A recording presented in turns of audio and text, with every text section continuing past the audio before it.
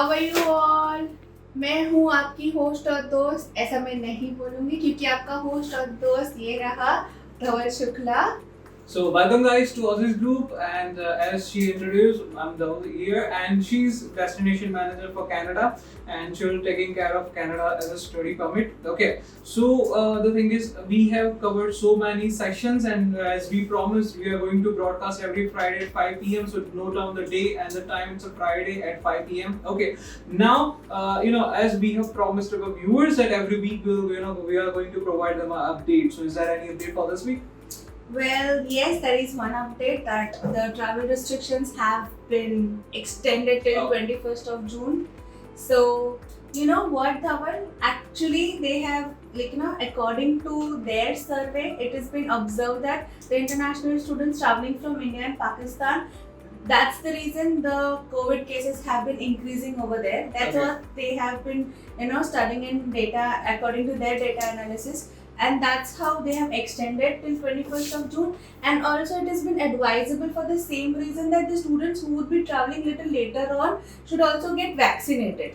So there are like two things. It has been extended till 21st June and it has been advisable for the students who are planning for Canada student visa, they should get vaccinated. So these are the two things I wanted to discuss in this section about the updates. So students, please wait till 21st of June and get yourself vaccinated. If any plans come up with the vaccination and travel, it will be beneficial for you. Okay, so we have covered so many sections. As since long we are covering so many data and details regarding studying in Canada, and it's for sure it's helping our students as well. Who are planning to further study in Canada. Okay, in which we have covered the booming industries there are Canada, then which will help you to get high employment rate. Okay, the programs that can give you easy entry and will benefit it with your permanent residency. Then we see about the Canadian education system, how it works. Okay, in previous two sections we have covered the stepwise process that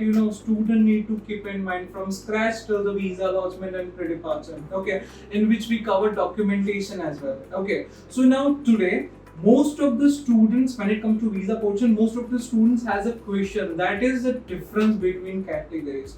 We have heard that two different categories, kind of maybe STS or something. So I want to talk you on that. So can you give us a brief information of that? Absolutely, Dhaval. The visa categories is the must kind of a thing. Why? To understand, because that's the final step, right? If you get the admission, you get the IELTS scores, you get everything and anything, right? But if you do not have the visa approval, visa grant, what will you do, right? So that is how it is very much important for all of us to understand the visa categories, that the that has the how you are supposed to go with the visa categories and all. So all in all, there are only two different categories for Indian students. Now these two categories is STS and general category. General category is famously known as non-SDS category, right? SDS is student direct stream. Okay, in 2016, from 1st of April, this has been introduced. Now SDS category is nothing but student direct stream, and it has been authenticated and authorized by Canadian government, and there are only 8 countries which follow under SDS category, and out of those India is one of them. So we are lucky to have SDS category because it's easy process and all, and the other is of course the general category, which is famously known as non-SDS category. So basically there are two categories, SDS and non-SDS, for Indian students who travel to Canada. Okay, so this is at the moment is fascinating for me as well, because these two are different categories. I want you to elaborate on that. What makes SDS category and what is the difference between these two categories? Okay, when we do counseling, right, student come to us, मुझे SDS में जाना है, मुझे non-SDS में जाना है. So hello guys, we do not decide whether you will be able to get into SDS or non-SDS, right? It's the questionnaire that decides. Okay, now what questionnaire is, right? Once you have gathered all the documents and you will open a GCK account, that's like a different process that you have to follow when you're doing the online process and all, right? But while you're doing this online process, you'll be given a set of good 34 to 40 questions. Now these questions and the answers that we'll have will decide whether you get into SDS category or you'll get into the non-SDS category. Correct? Yep. Now this question would be a normal question. It will start with your name, your email address, and Okay. the personal details. Then they'll talk about the nationality, that is, are you Indian, or which international nationality that you have, domicile of which particular country that you are. So that's a very basic thing. Then Sure. they'll ask you about your police records, just to not to Yeah, have like into that. the not to be. They do not want the criminals in the Yeah. country, of course, Obviously. right? So they would want the healthy, non-criminal kind of a background. But apart from that, the details that they'll ask about you is like, they'll ask you, have you given your IELTS test? Or rather, Yeah. they'll ask the proficiency test Yeah. first, because they have two official languages. Those are French and English, of course. Yeah. So they'll ask for which examination you have given, which language you are comfortable with.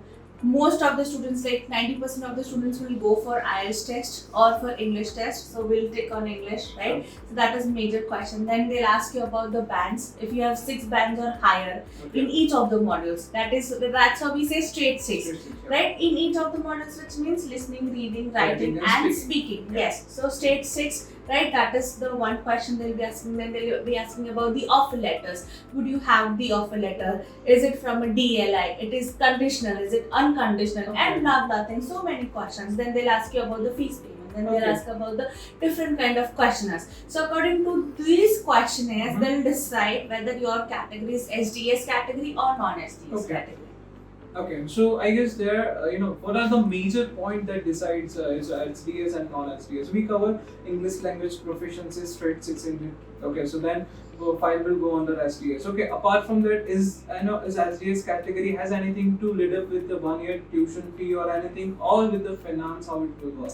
Okay, so majority there are like 4 major categories. Oh, 4 right? questions. 4 and half, I would say. Half, I'll let you know what Okay. half is. Now, 4 and half is the first thing they ask about the IELTS test, right? Sure. So, if you have IELTS 6 or higher, you'll be definitely get into the SDS. Like Sure. 25% SDS category, because there are the 3 different parameters, right? So, 25% SDS category. That's one thing. But then they'll ask you if English language proficiency test, yes, but if you have given PT, right? Because these days PT has been accepted by Canada student visa, right? Please make a note of it, students. SDS category में नहीं, लेकिन PT ही accept होता है, but that will get into the non-SDS category, Okay. right? PT is accepted for Canada student visa. Again, that's why I said half of it. Okay. If you give PT, it's non-SDS, but it is accepted by Canada Sure. student visa, right? So the very first category is IELTS 6 or higher, Yeah. right? The second category that you asked about is the unconditional offer letter from the DLI. Okay. What is Sure. DLI? Designated Learning Institute. Absolutely. DLI is a designated learning institute, which means that it has been an authorized or authenticated institute from the Canadian government. Okay. The way we have AICT, UGC and all those things, right? So they have this DLI, that is Designated Learning Institute. So you need to have an unconditional offer letter from a DLI. Yeah. Sure. That's the second Second category, one, yeah. which means 50%, correct? Cover, yeah. Okay.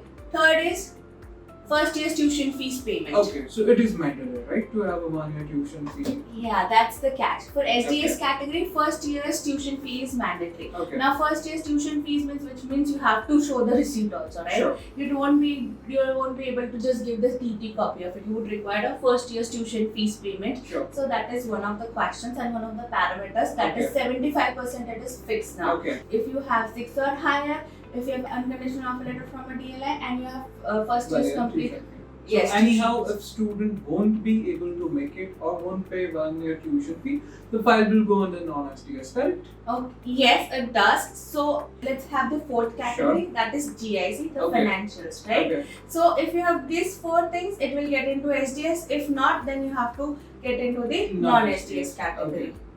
Sure, that's fine, lovely. And thanks for clearing this thing, okay, because this 4 category will judge your file whether it will go under SDS and non-SDS, and this was the main confusion that I was having, and major students are also having. Okay, one more thing on that, what is the major difference between these 2 categories? The major difference about this thing is about the very first thing is about financials. Okay. Okay, let me just clear the financial part. Sure. We talked about GIC. Last section we spoke about GIC. It is of $10,000, somewhere between 10,000. So if you go through the the questionnaire, it says 10,000 to 50,000 somewhere. But 10,000 is the minimum amount that you would require in the account. That is 10,000. But for opening the account, $200 is a must. So 10,200 is the cost for GIC. Right now, GIC is like the security. Okay. Right? So if you talk about the finances, so GIC is already being a security for my living cost for a year's time. If I give $10,000, right? Now, if you talk about the difference in SDS and non-SDS category in terms of documentation, so the extra documentation that I will be requiring is about only the financial documents, right?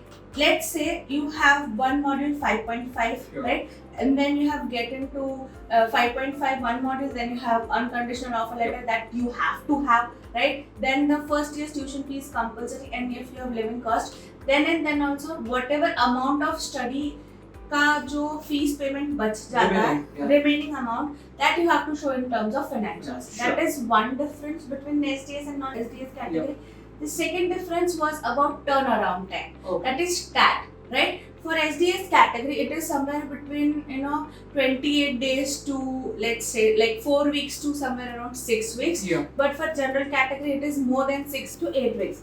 Due to this pandemic, the turnaround time is very, it's variable, uncertain.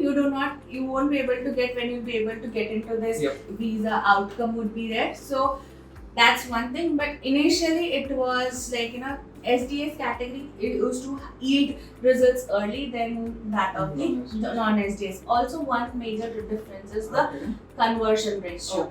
So SDS category has the highest visa conversion ratio than the general category. Okay, so students should prefer SDS and try to maximum get your file under SDS, right? Yeah, I would definitely recommend the students to go for SDS because it is specially designed for only 8 countries and India is one of them. So definitely I would recommend to go for under SDS category. However, if you are not able to fetch into any of this, like 1 or 2 parameters are remaining, you can, if you really want to try things and if you feel that your profile is stronger, you may definitely get into the non-SDS category.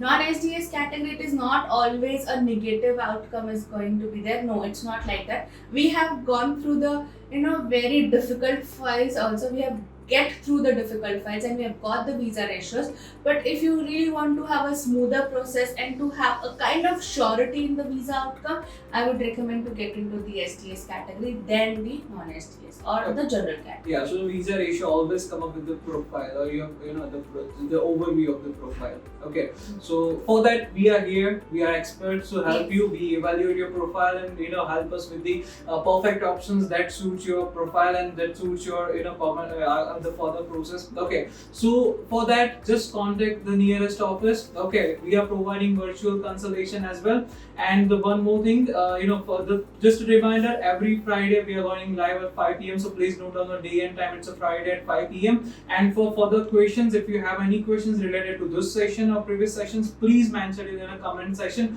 We'll be very happy to solve it. For other questions, please contact your nearest office. Okay. Also, you can go for virtual counseling as well, which we it's in this pandemic time, it is very difficult to visit the offices. However, we are ready to assist you virtually. Please come to us, DM your queries, email us, call us. We can just have a Zoom meeting.